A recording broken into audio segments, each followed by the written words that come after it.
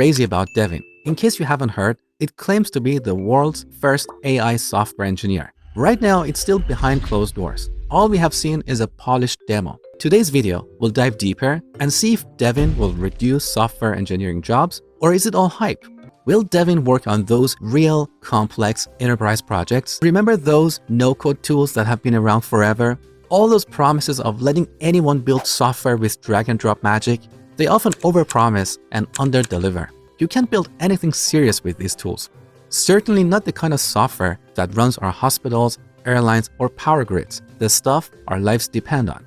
It is our job to create computing technology such that nobody has to program, and that the programming language is human.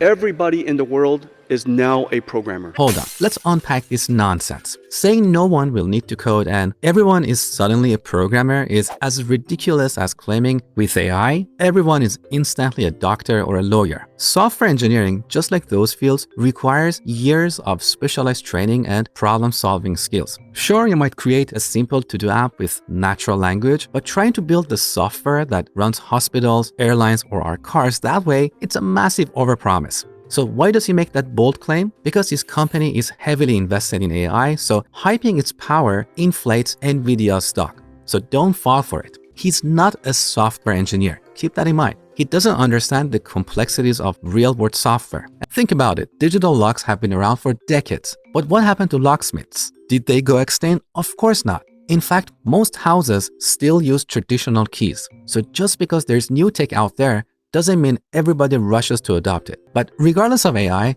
as a software engineer, you should always be learning new things to stay relevant. AI will probably change how we code.